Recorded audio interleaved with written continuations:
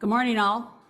As we enter into this service, please note that those of you participating via Zoom have been muted by our host. For those in the sanctuary, now would be a good time to check your cell phone.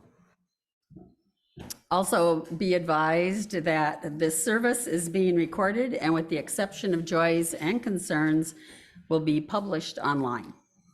Finally, if you wish, take a moment to arrange your own chalice at home.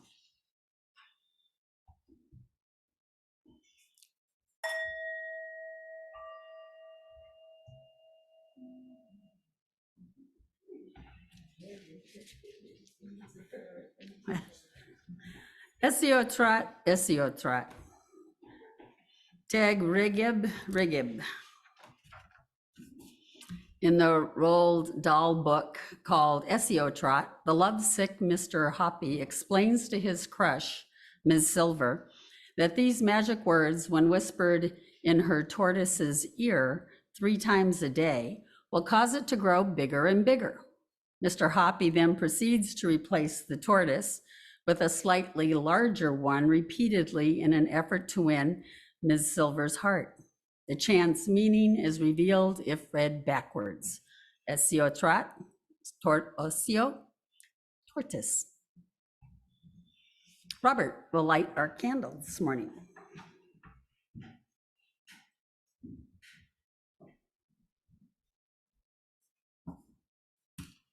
I meant our chalice. He'll light our chalice this morning. I knew what you meant. I know, okay, good.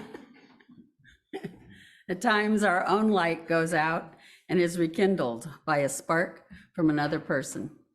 Each of us has cause to think with deep gratitude of those who have lit the flame within us and the community. Before we sing the first hymn, we're still lighting the chalice, it looks like.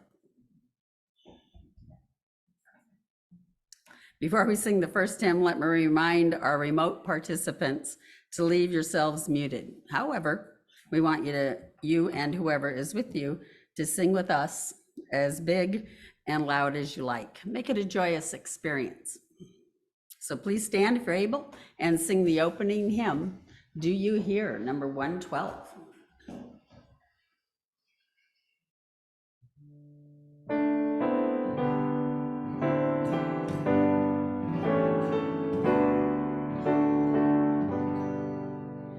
Do you hear?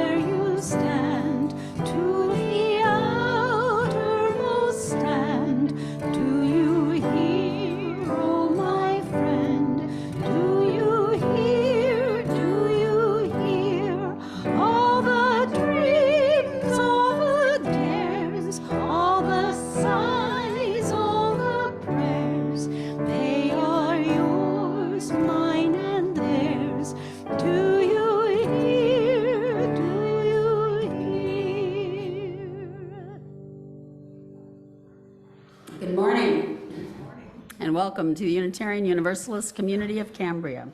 We're glad you have joined us today. Our UUCC sanctuary sits on land which the Salinan and Chumash indigenous peoples historically inhabited. We honor their contribution to this region and give thanks for the opportunity to gather in faith on their unceded ancestral lands. Let us now share a moment of silence in appreciation of the beauty of the land we now inhabit.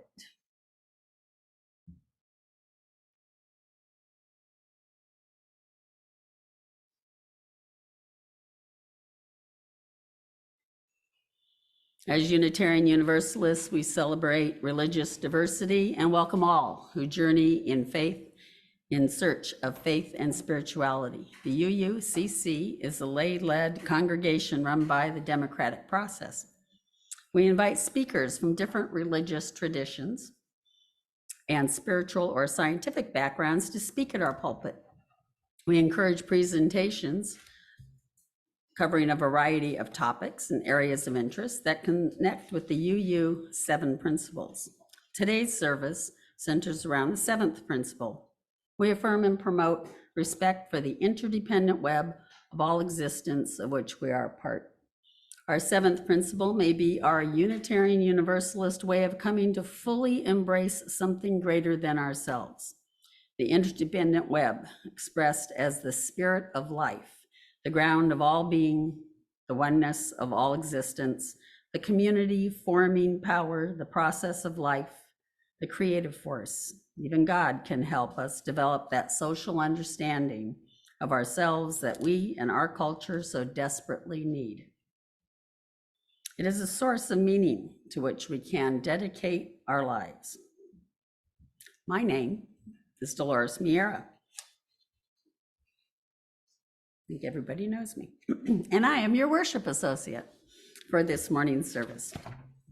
I'd like to extend a special welcome to anyone joining us for the first time.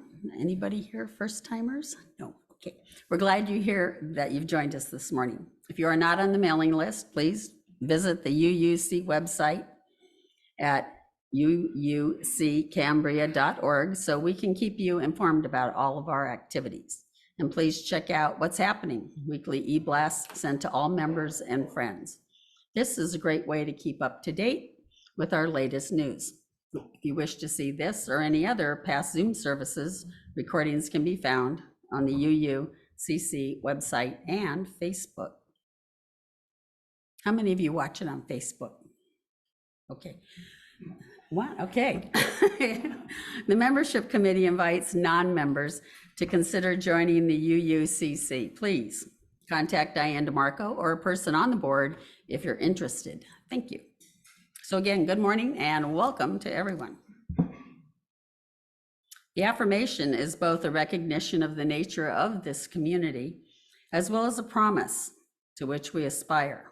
Let us now recite the UUCC affirmation. Love is the spirit of this church, and service is its prayer. This is our great covenant, to dwell together in peace, to seek the truth and freedom, and to help one another. We set aside this time for any announcements that would be of interest to our UU community members and friends. Please keep your items short to the point. If something needs more explanation, please call or email or take the person out to lunch afterwards. If you'd like to make an announcement, please raise your hand. Boy, that would make people be confusing, wouldn't it? Oh, I go to lunch. Okay. When Andy or I call your name, please stand or unmute, then speak.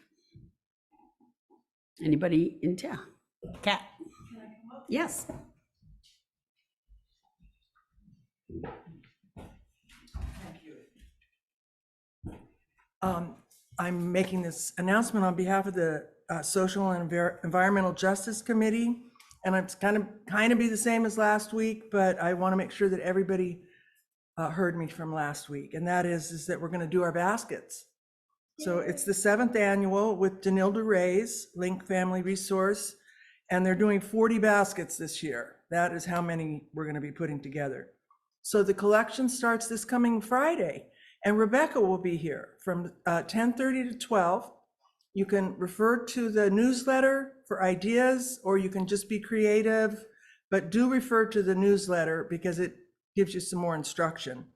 So we are accepting checks if you don't want to shop, for any of you that are able.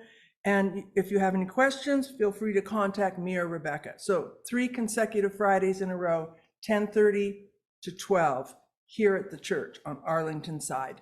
Thank you so much in advance.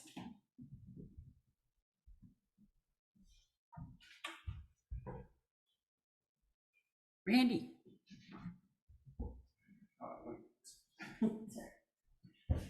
Good morning. Tomorrow at 4 o'clock, we are going to have a worship committee meeting. If you're on the committee, please join us at that time on Zoom.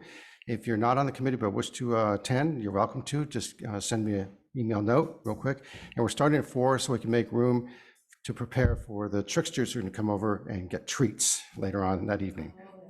Yeah, okay. Anyway, worship at 4 o'clock tomorrow. Anyone else? To you, Andy. Okay.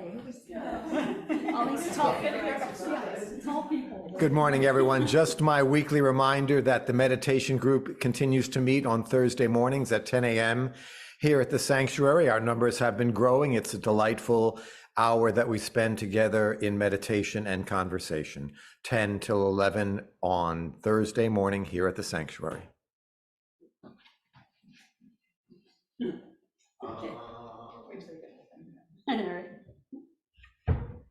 I don't see any hands raised on Zoom, so we're good to continue. Dolores? Okay, I just want to remind everyone, November 20th, before you take off for Thanksgiving, right? That's our annual congregational meeting here in the sanctuary at this moment. Could be somewhere else, but right now it's here. All right. Next week, Reverend Paul Lance will present Every Second Counts, sharing together some of our personal and significant joys and concerns brings us closer as a faith community. We invite you to share the milestones that are deeply felt as part of your personal life, express gratitude, or perhaps offer an acknowledgement. But please be mindful and considerate of everyone who comes to worship with us this morning. The collective flames of these candles embody all the joys and concerns which may have gone unspoken today, but are also deeply felt in this community. May our words of joy and sorrow find solace in our hearts. The first reading is an excerpt from the Centers of Disease Control and Prevention website.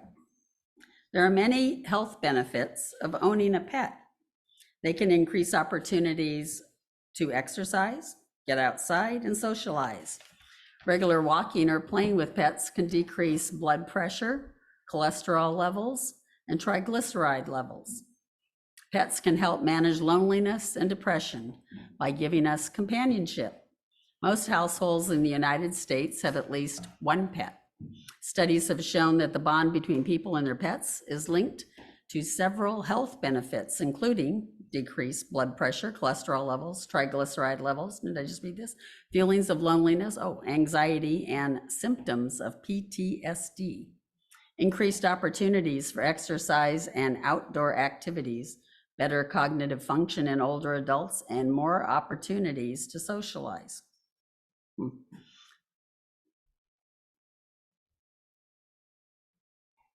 Let us join in a time of meditation, of prayer, and of silence. Let us seek the quiet and the calm, laying aside our struggles. And in the silence, may there be a reverence in our hearts, a thankfulness within our spirit, and a deepened understanding of the meaning of our lives. Let us enter the stillness.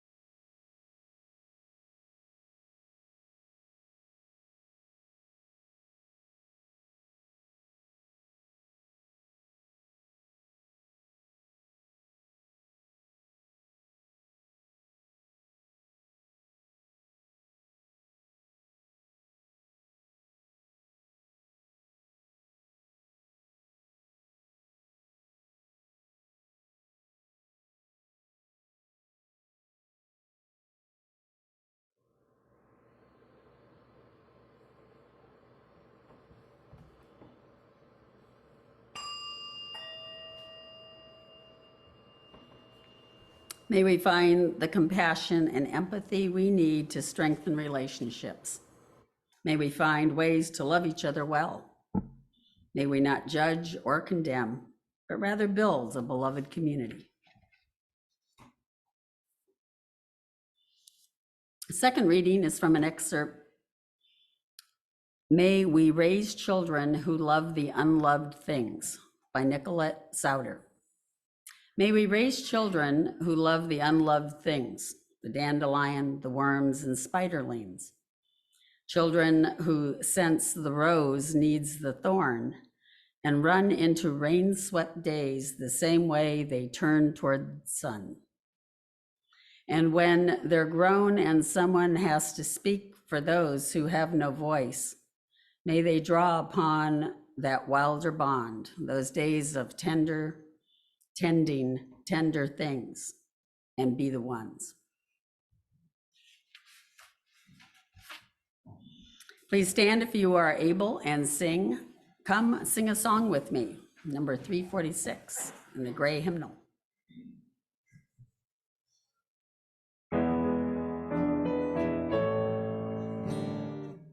Are we in different keys? Yep.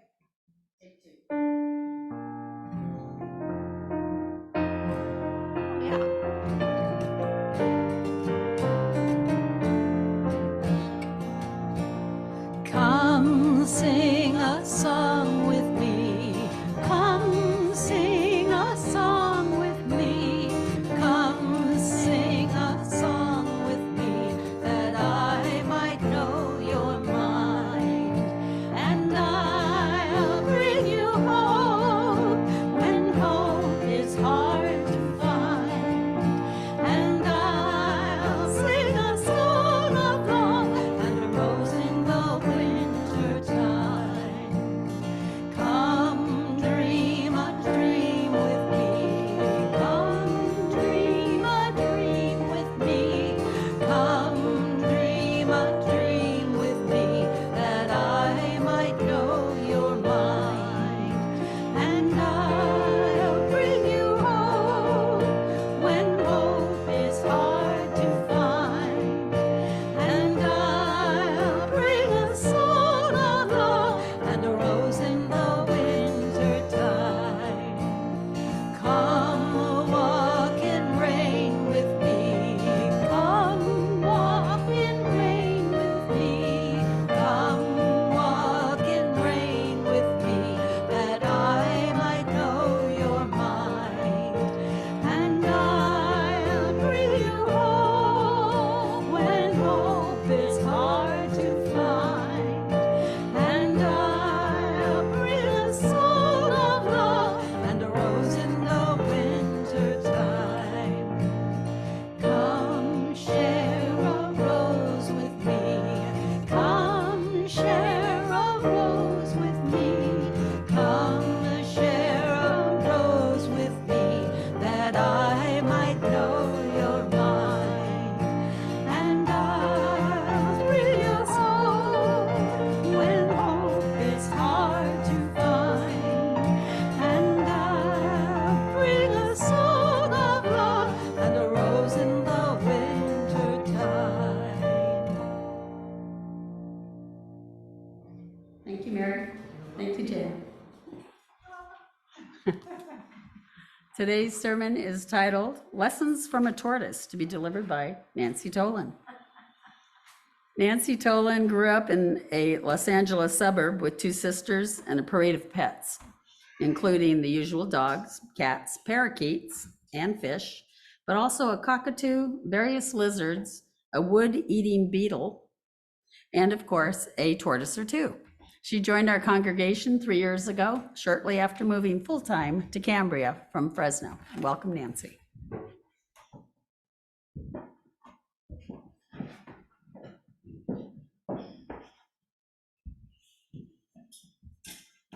Thank you, Dolores. Good morning, everyone. For more than 60 years, my family had a pet tortoise. I don't remember getting our pet tortoise. My family acquired it before I was a year old. My parents had moved to a tract house in a new development in Whittier, California, a month before I was born. I was a month late too. My house was parallel to the railroad tracks, and trains could be seen through the houses across the street. The oft-told story of getting the tortoise was that my mom and sister were driving on that street on the other side of the train tracks when my sister exclaimed that a rock was moving. Lesson 1, listen to your children, even when they tell you the most outrageous things like a rock is moving. My mom pulled the car over and they got out to investigate. They found a desert tortoise with a broken cord tied through a hole drilled in its shell and a toothpick sticking out of its eye. Years later, I was lost in the foothills east of Stockton when my usually oblivious son said he knew where we were because he recognized a rock. He had driven 30 miles through rolling foothills. We had driven 30 miles through rolling foothills scattered with oak trees and boulders. But he remembered a rock? This was the same son who had driven up Highway 99, missing Fresno completely, and did not take the off-ramp to our house. I was not inclined to think that he recognized a rock he may have seen 2 or 3 times in his life, but I listened to him anyway. And he did indeed correctly find the rock and the county road that I was looking for. While I was still a baby, my family named the tortoise Gigi, based on the popular musical at the time starring Leslie Caron. My family loved musicals. I will never know if anyone thought there was a resemblance whatsoever between our mutilated tortoise and Leslie Caron, but I never saw one. Lesson 2. My mom had a penchant for rescuing injured animals and using herbal remedies. When I was a bit older, my mom told me that she had treated Gigi's eye with boric acid and herbs. Gigi was always blind, but the eyeball was saved. The hole in her shell through which the cord had been threaded eventually closed up over the years. As I was growing up, my house was the repository for many injured animals within blocks of our house. Kids I didn't even know would show up with some injured bird or something else, and my mom would usually manage to save it. It was an accepted fact in our family that some of the birds in the yard returned every year to nest. Remember the movie, The 3 Lives of Thomasina, about a girl with a cat, and the cat is, I think the father who's a vet tries to put the cat down to euthanize it, but then this beautiful woman who lives out in the woods saves the cat. I envisioned my mom as being like the healer character in the movie, rescuing animals, though looking nothing like the actress. At one point, I counted 22 animals at our house, in large part due to our dog having 5 puppies and the stray cat that we sheltered, literally having kittens at the same time. We had a regular menagerie when I was a child. In addition to the dogs, the series of parrots, those little terrapin turtles, and fish, we had a cockatiel, a series of ducks, lizards, and even the wood-eating beetle for 2 years. I always loved having a lot of pets. I was less enamored of my mother's herbal remedies. Years later, my own house became the neighbor's repository for animals that their cat had injured, or cats. There were a few birds and an opossum I tried to cure using what I'd learned from my mother. Of course, by then we also had Google, and I could augment her treatments. After a few days, though, I would turn them over to the local wildlife center. Aside from my mother's reputation for curing animals, my family was known in the neighborhood for our tortoise. Gigi would occasionally escape, and someone would inevitably bring her to our house. My dad would just glance at the tortoise and say, "Put her in the yard." Lesson 3, pay attention to subtle differences. All tortoises do not look alike. I could never understand why my dad could not immediately recognize that this was not our Gigi. To me, Gigi looked distinct. Sure, desert tortoises are all basically the same color, size, and shape, but they are subtle. There are subtle differences if one stopped and looked. Aside from the wonky eye, there were different marks on the shell. Because my dad did not try to learn what our tortoise looked like, we reached a point where we briefly had 4 tortoises. 4 tortoises are too many tortoises. If you pay attention, I found that even identical twins do not really look alike. There are subtle differences. I've never had any difficulty distinguishing between my friends or relatives that were supposedly identical. My dad's inability to distinguish our tortoise led to one of the more important lessons. Someone returned a strange tortoise to us when I was about 10 years old. To my surprise, Gigi kept trying to climb on this other tortoise and would nod her head incessantly at the newbie. I eventually learned that Gigi was not a girl tortoise, but rather a very horny male tortoise, boy tortoise. For 10 years, we all thought Gigi was female, but we were all wrong. Lesson 4, you might be wrong about someone's gender. If they let you know that they are a different gender, just accept it and move on, because it really doesn't matter. They are all the same being, and really nothing important has changed about them except your notion of what gender they belong to. Our tortoise still ate the same food, preferring red roses to anything else, still hibernated in the winter, still hung out in the same places. Really, nothing about our tortoise changed when we discovered she was a he. However, Gigi needed a new name, and because we then had a pair of amorous tortoises, I named them Bonnie and Clyde, again, based on a popular movie at the time, and they were pretty destructive. In recent years, as gender identity has become more fluid, and it seems many young people identify as non-binary or pangender, or even some as the opposite sex from what we had always supposed, I have thought about Gigi revealing herself to be a male, and it's been a bit easier to accept that I was wrong.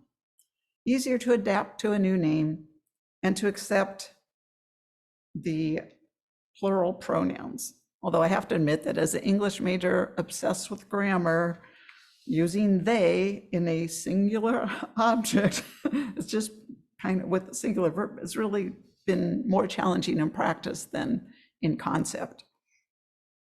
Lesson 5, tortoises don't care what you name them. They respond just the same. Our tortoise came running to the name Clyde. Nah, just kidding. Didn't care at all. Tortoises respond just the same, don't respond to their names, at least mine never did. The corollary lesson to that is number 6, lesson 6, listen very carefully. I looked for Clyde on a fairly regular basis. No sense in putting out lettuce in the hot Fresno sun if he wasn't going to eat it soon. After checking the usual places for Clyde, sometimes I would try to find him by listening for him. I would close my eyes and I'd hear the bird song and the hum of the bees, the wind in the leaves. I'd feel the sun. I absolutely never found Clyde this way, but it was a wonderful experience each time, and I have learned to just close my eyes and listen to my surroundings, even when not trying to locate a very quiet tortoise. I suggest you try it soon and often. Lesson 7, you can learn new things about someone you've known for 50 years. When I was about 50, my parents moved from my childhood home and took up residence in my sister's guest house.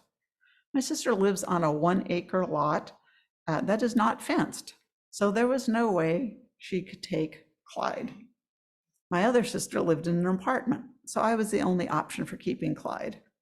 Not keeping Clyde was never an option. I thought I knew about tortoises, having had 1 or 2 or 4 my whole life. My mom would put out various leftovers to augment the garden plants that Clyde ate in our yard. Standard fare was iceberg lettuce and corn tortillas. As a child, I was often enlisted to feed him, holding a piece of watermelon so that he could munch every last bit. We never gave him a dish of water, although I saw him drink occasionally from puddles. And we didn't concern ourselves with where he hibernated. He was the ultimate low maintenance pet. We did not fret about him at all. When I brought him to Fresno, I literally laughed when Robert suggested I take him to the vet. I thought it was so funny, I told the vet and was surprised when he said he would love to see him. He had worked on a ranch in Texas for years and had a lot of tortoises under his care. He turned out to be a wealth of information about proper diet, giving the tortoise water, measuring him at the start and end of hibernation, explaining what to look for in terms of dehydration, urging me to register him with the state, etc. The doctor even offered to write a prescription for broccoli leaves so I could get some from the grocery store. The vet dismissed the idea that one could tell a tortoise's age by counting the number of grooves in the shell, which we had always thought, just like you count the rings in a tree. Doesn't work. I also did some research on the tortoise on the internet. I was amazed that Clyde had survived on the supposedly deficient diet my parents had provided, such as the ubiquitous iceberg lettuce, which is devoid of vitamins, and was warned, never feed to a tortoise. I also registered Clyde with the state and received an official gold metallic sticker that I affixed to his shell. Clyde was unimpressed by all the fuss, and he absolutely refused to eat the fresh organic broccoli leaves I got from a biologist friend. Likewise, I continued to learn about Robert, even after 40 plus years together. I find out new things about my older sister, who I've known even longer. I hope I become more inquisitive and less of a know-it-all, but I'm not really sure. Lesson 8, take an occasional break from someone can be refreshing and increase appreciation. Having Clyde back in my life on a daily basis was fun at first. Although I enjoyed Clyde, and he was also a responsibility, another mouth to feed, more meals to plan. I have to admit that sometime around each October, I was ready for a break from him. A couple weeks after he started to hibernate in November, I'd put him in a box in the garage. The following March, I'd put his box back in the backyard and let spring do its magic. I was always very happy to see Clyde again when he started to stir. And I'd look forward to the months ahead of this prehistoric creature making his rounds in the yard. Visitors enjoyed him too, and I was happy to find things to feed him and to try to get him to drink water. I find that family too, much as I love them, I appreciate them more after we spend a bit of time apart. Fortunately, it only takes a few days apart for me to miss them, and my newfound appreciation lasts much longer than a few weeks. I'm sure they get a little tired of me too. Lesson 9, don't underestimate the seemingly insignificant. Clyde withdrew into his shell at the slightest provocation. He generally moved fairly slowly. He did not strike anyone as particularly smart. It was easy to ignore him. Although Clyde was about the size of a large dinner plate, and only a few inches high, he was formidable in his own way. When I first brought him to Fresno to live with us, he immediately attacked our 100-pound golden retriever as the dog laid on the grass. Clyde pulled in his head, revealing this long protrusion of, you can kind of see on the lower shell, there's a plate that comes out more. And when he pulls his head, it's like this little battering ram. And the tortoise would run, in his own style, into the dog, into his side. And the dog would just sidle over a few inches and didn't even get up. This happened several times, and the dog finally moved over a few feet, got up. The dog was not hurt. I don't think Sutter, the dog, was concerned or frightened about Clyde. However, we did notice that Clyde quickly took over the doghouse. During the months Clyde was not hibernating, Sutter did not go into his beloved doghouse, even when Clyde wasn't in it.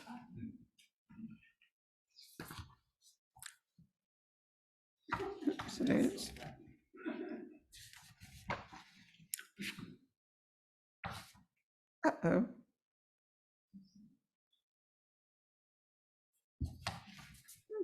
There we go. I also underestimated how smart Clyde was. For example, we initially arrived in Fresno in the mid-afternoon. By the next day, he had found one of the gates out of the backyard where there was a low spot, and he was trying to escape, or he was trying to get into the front yard. I promptly moved him back to the middle of the lawn. We had a large yard. It was 150 feet across, with low fences, a deck, pathways, shrubs, trees, numerous flower beds. Nevertheless, once I put Clyde down, facing the wrong way, he made a beeline back to that same gate 100 feet away, going around the flower beds, over the path, around a corner, and went right to it. He evidently had learned our yard in under 24 hours. I have found, too, that people underestimated me throughout my life. My first grade teacher wanted me to repeat first grade. I was a puny kid. I didn't read or do math very well, and I was frequently picked on, but I learned to fight back. Lawyers also frequently underestimated me, assuming I was a dumb blonde and saying derogatory sexist things right into my face. I tried to ignore them as best I could and stay focused on the case and the law. I almost always won, and I enjoyed the shocked face expressions on some of my opponents' faces.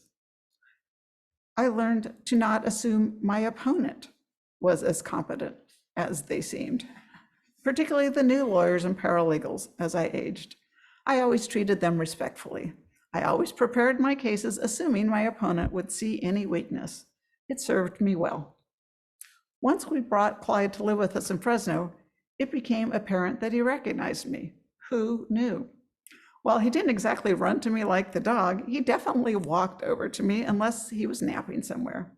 He also watched anyone who did work in our yard, and I mean, he would watch them for hours. I'm not sure what he thought. He would, however, try to escape if they left a gate open. Lesson 10. Even with wrinkly, saggy skin, numerous scars and imperfections, we are still beautiful to those who love us. I see pictures of Clyde with all his scars, his scaly, saggy skin, and I think he's beautiful. I was going to try to use a different tortoise's photograph here because it showed his sags a little better than my photo of Clyde, but I realized the other tortoise looked like a young Brad Pitt to me compared to my tortoise. With the other tortoise had the smoother scales and a perfect shell. Nicely colored too. But it wouldn't do. To be honest, I never actually enjoyed looking at Clyde's damaged eye. That's the good side. But it just was part of his painful past and added even more character. To me, Clyde was handsome. I liked it in his own kind of scraggly, rugged way. I like to think my friends see past my imperfections just as I am impervious to theirs. It really doesn't matter what we look like.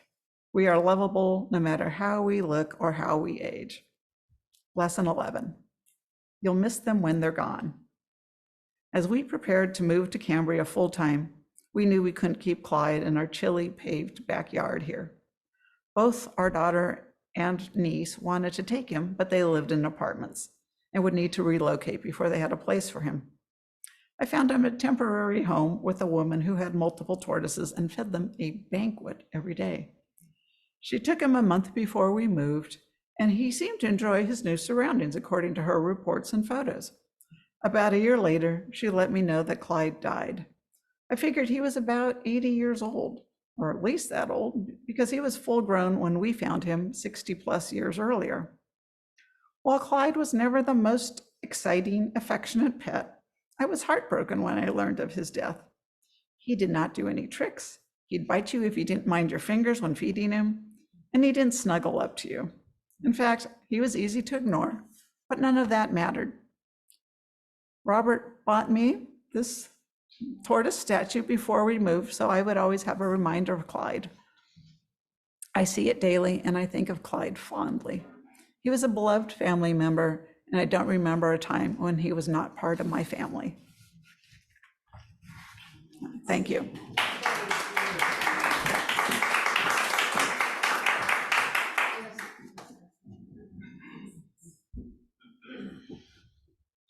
Thank you, Nancy.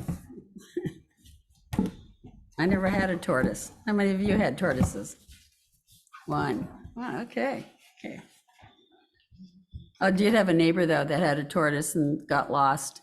And when it came, walking down the street, she took out her nail polish and wrote her name and phone number on them on the back. Oh, thought I'd share that. Okay.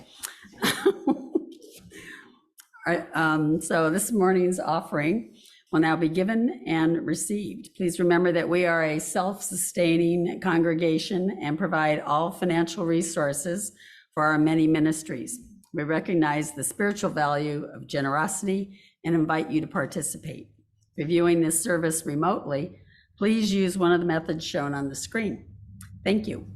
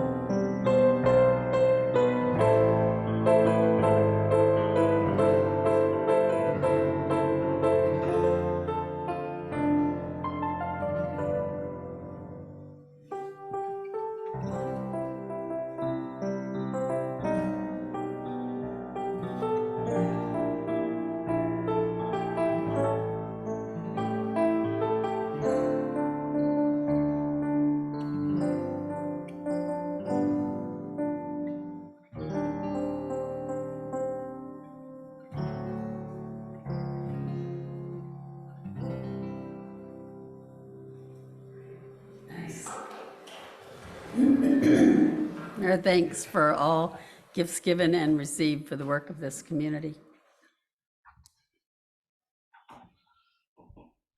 Let us now sing the doxology.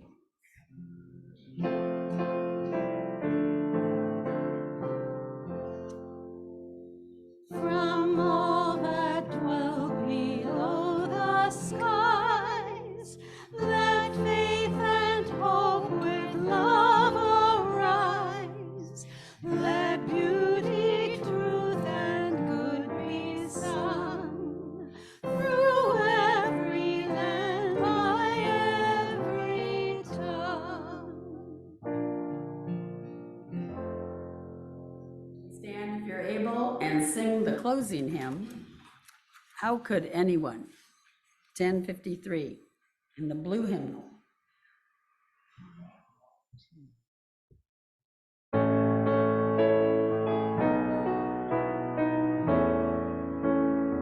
How could anyone ever tell you were anything less than beautiful? How could anyone ever tell you were less than whole? How could anyone fail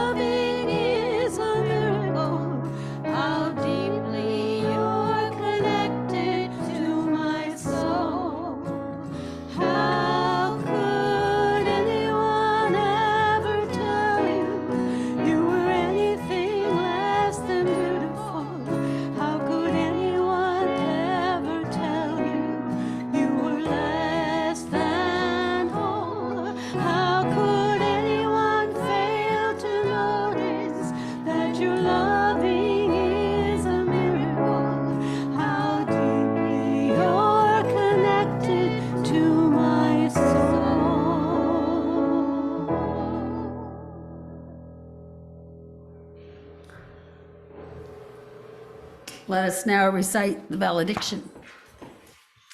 It is our work, shared with each other in covenant, that creates and sustains this beloved community. We extinguish this chalice as the light of this faith lives on in us together, in our hearts, minds, bodies, and spirits. Please extinguish your chalice at home now.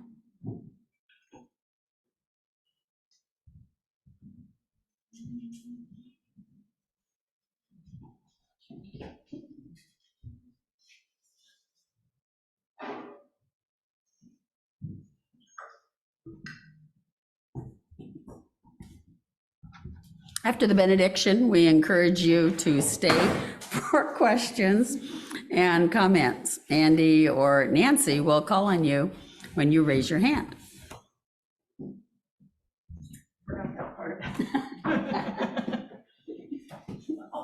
Oh, sorry.